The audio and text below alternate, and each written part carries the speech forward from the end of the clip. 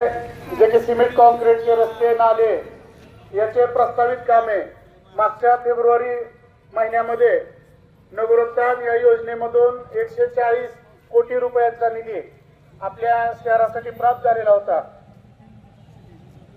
आणि जे tender call केले होते आणि त्यानंतर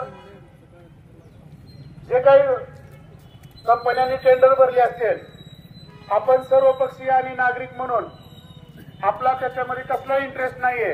फक्त कुणाला का काम भेटेना कुठली का कंपनी पात्र असेना। धाराशिव शहरामध्ये नगरोत्थान अभियानांतर्गत नगरपालिकेला जवळपास 140 कोटी रुपये मंजूर झाले होते। त्यामध्ये धाराशिव शहरामध्ये 59 रस्ते होते।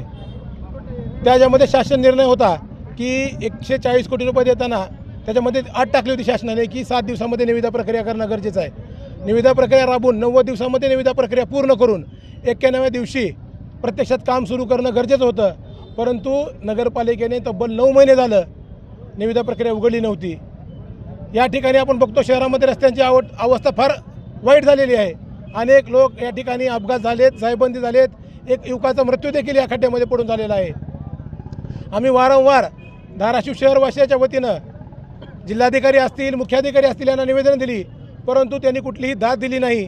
आज धाराशिव शहरवासियाच्या वतीनं आज आम्ही माननीय जिल्हाधिकारी यांच्या कार्यालयासमोर रास्ता रोको आंदोलन केलं आणि आज तसं म्हणतात ना, नाक दाबलं की तोंड उघडतंय, तशी गत झाली आणि जी निविदा प्रक्रिया 9 महिने झाला रखडली होती, आज मुख्याधिकारी यांनी त्यांनी लेखी आश्वासन दिलंय की 28 फेब्रुवारीच्या आत या धाराशिव शहरातील जे 140 कोटी रुपयाचे रस्ते आहेत, 59 DP रोड प्रत्यक्षात त्याची कामं चालू होतील, जेणेकरून या ठिकाणी नागरिकांना दिलासा मिळेल।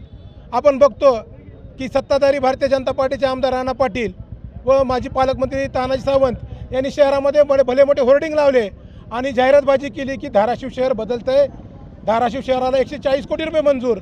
हे बॅनर त्यांनी मार्च महिन्यामध्ये लावले होते आणि त्यांच्या पोस्टमध्ये होतं येत्या 7 दिवसामध्ये ही प्रक्रिया पूर्ण होऊन 90 दिवसामध्ये रस्त्याची प्रक्रिया चालू होईल।